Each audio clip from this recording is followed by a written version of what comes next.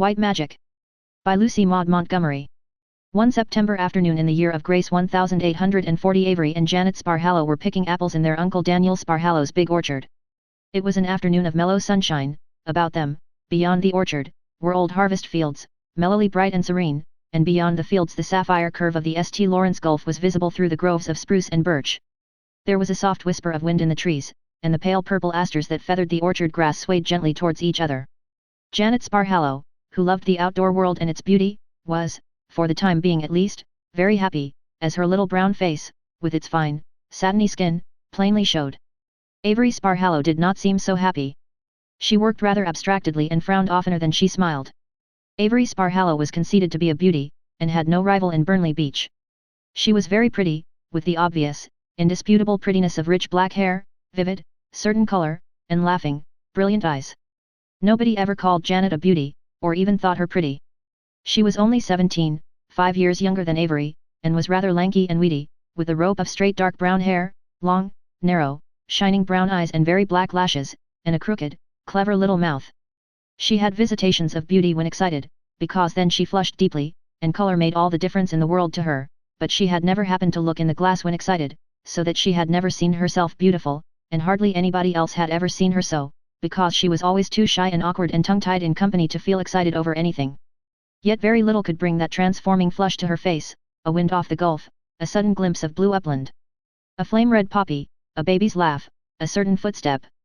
As for Avery Sparhallow, she never got excited over anything, not even her wedding dress, which had come from Charlottetown that day, and was incomparably beyond anything that had ever been seen in Burnley Beach before. For it was made of an apple-green silk, sprayed over with tiny rosebuds, which had been specially sent for to England, where Aunt Matilda Sparhallow had a brother in the silk trade. Avery Sparhallow's wedding dress was making far more of a sensation in Burnley Beach than her wedding itself was making. For Randall Burnley had been dangling after her for 3 years, and everybody knew that there was nobody for a Sparhallow to marry except a Burnley and nobody for a Burnley to marry except a Sparhallow. "Only one silk dress, and I want a dozen," Avery had said scornfully. "What would you do with a dozen silk dresses on a farm?" Janet asked wonderingly. "Oh, what indeed?" agreed Avery, with an impatient laugh. "Randall will think just as much of you in drugget as in silk," said Janet, meaning to comfort. Again Avery laughed. "That is true. Randall never notices what a woman has on. I like a man who does notice, and tells me about it. I like a man who likes me better in silk than in drugget. I will wear this rosebud silk when I'm married, and it will be supposed to last me the rest of my life and be worn on all state occasions, and in time become an heirloom like Aunt Matilda's hideous blue satin. I want a new silk dress every month." Janet paid little attention to this kind of raving. Avery had always been more or less discontented. She would be contented enough after she was married. Nobody could be discontented who was Randall Burnley's wife. Janet was sure of that. Janet liked picking apples, Avery did not like it, but Aunt Matilda had decreed that the red apples should be picked that afternoon, and Aunt Matilda's word was law at the Sparhallow farm, even for willful Avery. So they worked and talked as they worked, of Avery's wedding, which was to be as soon as Bruce Gordon should arrive from Scotland. "I wonder what Bruce will be like," said Avery. "It is 8 years since he went home to Scotland. He was 16 then, he will be 24 now. He went away a boy, he will come back a man." "I don't remember much about him," said Janet. "I was only 9 when he went away. He used to tease me, I do remember that." There was a little resentment in her voice. Janet had never liked being teased. Avery laughed. "You were so touchy, Janet. Touchy people always get teased. Bruce was very handsome, and as nice as he was handsome. Those 2 years he was here were the nicest, gayest time I ever had. I wish he had stayed in Canada. But of course he wouldn't do that. His father was a rich man and Bruce was ambitious. Oh, Janet, I wish I could live in the old land. That would be life." Janet had heard all this before and could not understand it. She had no hankering for either Scotland or England. She loved the new land and its wild, virgin beauty. She yearned to the future, never to the past. "I'm tired of Burnley Beach," Avery went on passionately, shaking apples wildly off a laden bough by way of emphasis. "I know all the people, what they are, what they can be. It's like reading a book for the 20th time. I know where I was born and who I'll marry, and where I'll be buried. That's knowing too much. All my days will be alike when I marry Randall. There will never be anything unexpected or surprising about them. I tell you, Janet," Avery seized another bough and shook it with a vengeance, "I hate the very thought of it." "The thought of, what?" said Janet in bewilderment. "Of marrying Randall Burnley, or marrying anybody down here, and settling down on a farm for life." Then Avery sat down on the rung of her ladder and laughed at Janet's face. You look stunned, Janet. Did you really think I wanted to marry Rendell? Janet was stunned, and she did think that. How could any girl not want to marry Rendell Burnley if she had the chance? Don't you love him? She asked stupidly. Avery bit into a nut-sweet apple. No, she said frankly. Oh, I don't hate him, of course. I like him well enough. I like him very well. But we'll quarrel all our lives. Then what are you marrying him for? Asked Janet.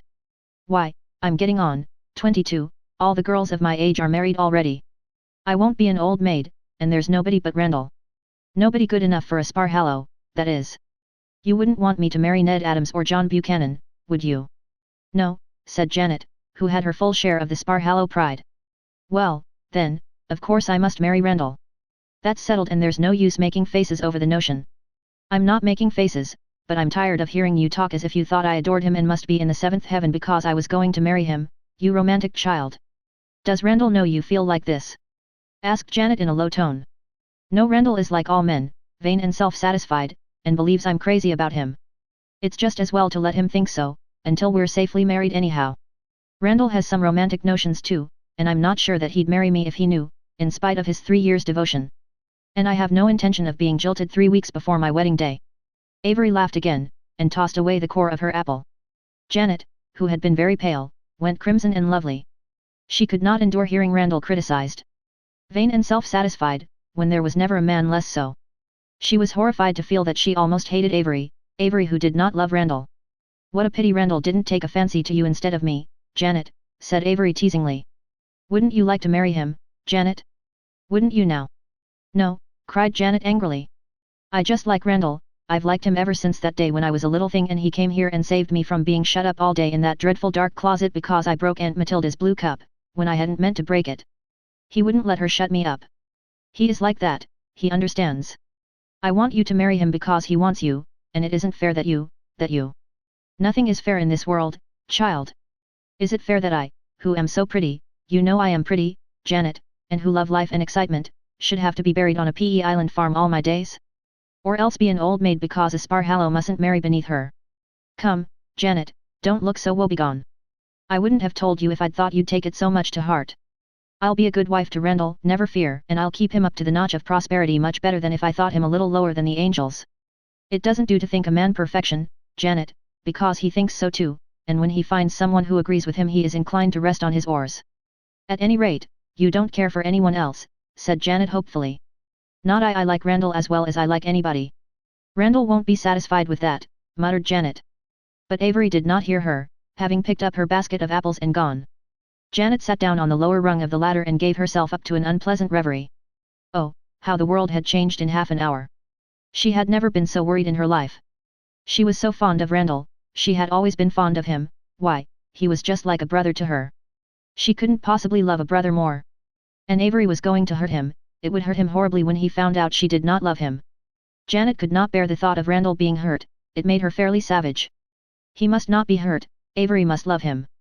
Janet could not understand why she did not. Surely everyone must love Rendell. It had never occurred to Janet to ask herself, as Avery had asked, if she would like to marry Rendell. Rendell could never fancy her, a little plain, brown thing, only half-grown. Nobody could think of her beside beautiful, rose-faced Avery. Janet accepted this fact unquestioningly. She had never been jealous. She only felt that she wanted Rendell to have everything he wanted, to be perfectly happy. Why, it would be dreadful if he did not marry Avery, if he went and married some other girl. She would never see him then, never have any more delightful talks with him about all the things they both loved so much, wines and delicate dawns, mysterious woods and moonlight and starry midnights, silver-white sails going out of the harbor in the magic of morning, and the grey of gulf storms. There would be nothing in life, it would just be one great, unbearable emptiness, for she, herself, would never marry. There was nobody for her to marry, and she didn't care. If she could have Rendell for a real brother, she would not mind a bit being an old maid. And there was that beautiful new frame house Rendell had built for his bride, which she, Janet, had helped him build, because Avery would not condescend to details of pantry and linen closet and cupboards. Janet and Rendell had had such fun over the cupboards. No stranger must ever come to be mistress of that house. Rendell must marry Avery, and she must love him. Could anything be done to make her love him? I believe I'll go and see Granny Thomas, said Janet desperately. She thought this was a silly idea, but it still haunted her and would not be shaken off. Granny Thomas was a very old woman who lived at Burnley Cove and was reputed to be something of a witch. That is, people who were not Sparhallows or Burnleys gave her that name. Sparhallows or Burnleys, of course, were above believing in such nonsense. Janet was above believing it, but still, the sailors along shore were careful to keep on the good side of Granny Thomas, lest she brew an unfavorable wind for them, and there was much talk of love potions. Janet knew that people said Peggy Buchanan would never have got Jack McLeod if Granny had not given her a love potion. Jack had never looked at Peggy, though she was after him for years, and then, all at once, he was quite mad about her, and married her, and wore her life out with jealousy. And Peggy, the homeliest of all the Buchanan girls. There must be something in it. Janet made a sudden desperate resolve. She would go to Granny and ask her for a love potion to make Avery love Randall. If Granny couldn't do any good, she couldn't do any harm. Janet was a little afraid of her, and had never been near her house, but what wouldn't she do for Randall? Janet never lost much time in carrying out any resolution she made. The next afternoon she slipped away to visit Granny Thomas. She put on her longest dress and did her hair up for the first time. Granny must not think her a child. She rowed herself down the long pond to the row of golden brown sand dunes that parted it from the gulf. It was a wonderful autumn day. There were wild growths and colors and scents in sweet procession all around the pond. Every curve in it revealed some little whim of loveliness. On the left bank, in a grove of birch, was Randall's new house, waiting to be sanctified by love and joy and birth. Janet loved to be alone thus with the delightful day. She was sorry when she had walked over the stretch of windy weedy sea fields and reached Granny's little tumble-down house at the cove, sorry and a little frightened as well. But only a little, there was good stuff in Janet. She lifted the latch boldly and walked in when Granny bade. Granny was curled up on a stool by her fireplace. And if ever anybody did look like a witch, she did. She waved her pipe at another stool, and Janet sat down, gazing a little curiously at Granny, whom she had never seen at such close quarters before. Will I look like that when I am very old? She thought, beholding Granny's wizened, marvelously wrinkled face. I wonder if anybody will be sorry when you die. Staring wasn't thought good manners in my time, said Granny. Then, as Janet blushed crimson under the rebuke, she added, keep red like that instead o' white, and you won't need no love ointment. Janet felt a little cold thrill. How did Granny know what she had come for? Was she a real witch after all? For a moment she wished she hadn't come. Perhaps it was not right to tamper with the powers of darkness. Peggy Buchanan was notoriously unhappy. If Janet had known how to get herself away, she would have gone without asking for anything. Then a sound came from the lean-to behind the house. "Ssh, I hear the devil grunting like a pig," muttered Granny, looking very impish. But Janet smiled a little contemptuously. She knew it was a pig and no devil. Granny Thomas was only an old fraud. Her awe passed away and left her cool Sparhallow. Can you, she said with her own directness, make a person care for another person? Care, very much. Granny removed her pipe and chuckled. What you want is toad ointment, she said. Toad ointment? Janet shuddered. That did not sound very nice. Granny noticed the shudder. Nothing like it, she said, nodding her chrome-like old grey head. There's other things, but none's so sure. Put a lil bit, oh, such a lil bit, on his eyelids, and he's yourn for life. You need something powerful, you're known so pretty, only when you're blushing. Janet was blushing again. So Granny thought she wanted the charm for herself. Well, what did it matter? Randall was the only one to be considered. Is it very expensive? She faltered. She had not much money. Money was no plentiful thing on a PEI farm in 1840. Oh, Noah, Granny leered. I don't sell it. I gives it. I like to see young folks happy. You don't need much, as I've said, just a lil smooch and you'll have your man, and send old Granny a bite o' the wedding cake and fig o' baccy for luck, and a bid to the first christening. Don't forget that, dearie. Janet was cold again with anger. She hated old Granny Thomas. She would never come near her again. I'd rather pay you its worth, she said coldly. You couldn't, dearie. What money could be eno for such a treasure? But that's the Sparhallow pride. Well, go, see if the Sparhallow pride and the Sparhallow money will buy you your lad's love. Granny looked so angry that Janet hastened to appease her. Oh, please forgive me, I meant no offense. Only, it must have cost you much trouble to make it. Granny chuckled again. She was vastly pleased to see a Sparhallow suing to her, a Sparhallow. Toads am cheap, she said. It's all in the knowing how in the time o' the moon.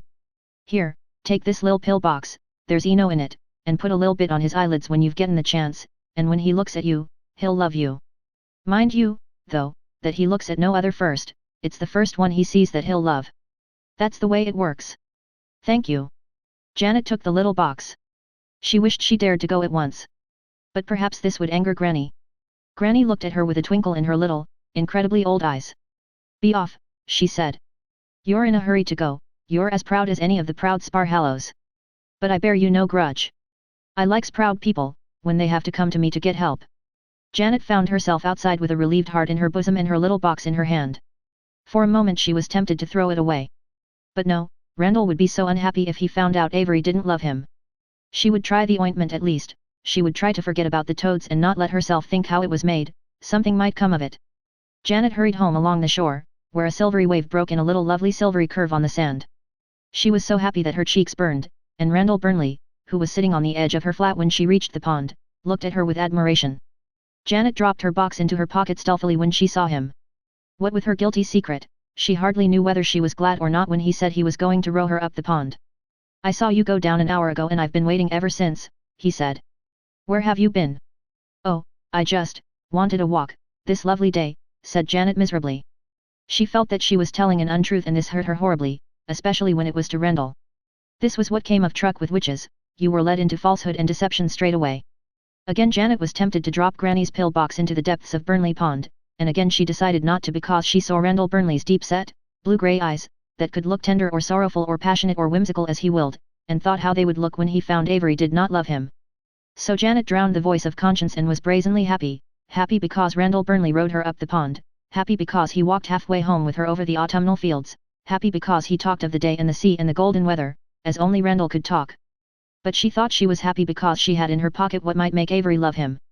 Randall went as far as the stile in the birch wood between the Burnley and the Sparhallow land, and he kept her there talking for another half hour, and though he talked only of a book he had read and a new puppy he was training, Janet listened with her soul in her ears. She talked too, quite freely, she was never in the least shy or tongue-tied or awkward in Randall's company. There she was always at her best, with the delightful feeling of being understood. She wondered if he noticed she had her hair done up. Her eyes shone and her brown face was full of rosy, kissable hues. When he finally turned away homeward, life went flat. Janet decided she was very tired after her long walk and her trying interview. But it did not matter, since she had her love potion. That was so much nicer a name than toad ointment. That night Janet rubbed mutton tallow on her hands. She had never done that before, she had thought it vain and foolish, though Avery did it every night. But that afternoon on the pond Randall had said something about the beautiful shape of her pretty slender hands. He had never paid her a compliment before. Her hands were brown and a little hard, not soft and white like Avery's. So Janet resorted to the mutton tallow. If one had a scrap of beauty, if only in one's hands, one might as well take care of it. Having got her ointment, the next thing was to make use of it. This was not so easy, because, in the first place, it must not be done when there was any danger of Avery's seeing some other than Randall first, and it must be done without Avery's knowing it. The two problems combined were almost too much for Janet. She bided her chance like a watchful cat, but it did not come. 2 weeks went by and it had not come.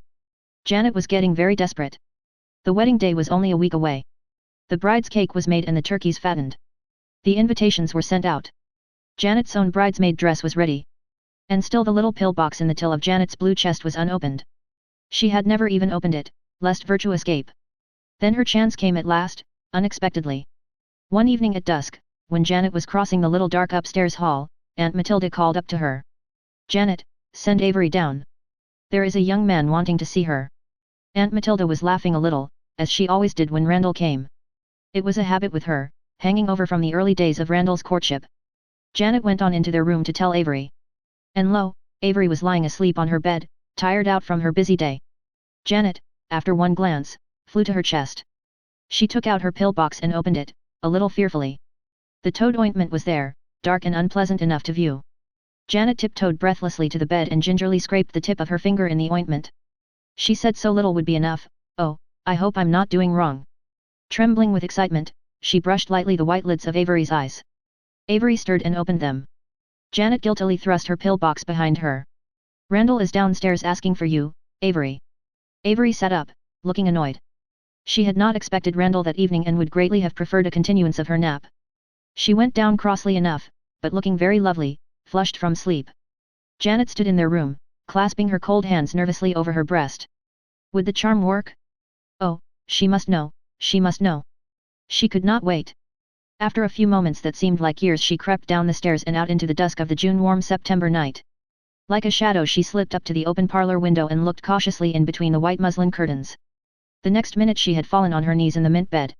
She wished she could die then and there. The young man in the parlor was not Randall Burnley.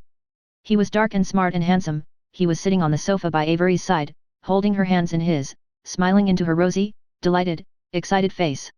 And he was Bruce Gordon, no doubt of that. Bruce Gordon, the expected cousin from Scotland. "Oh, what have I done?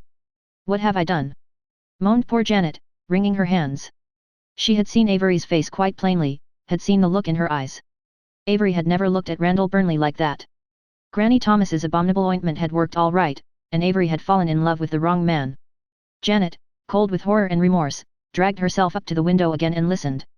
She must know, she must be sure. She could hear only a word here and there, but that word was enough. "I thought you promised to wait for me, Avery," Bruce said reproachfully. "You were so long in coming back, I thought you had forgotten me," cried Avery. "I think I did forget a little, Avery. I was such a boy. But now, well, thank heaven, I haven't come too late."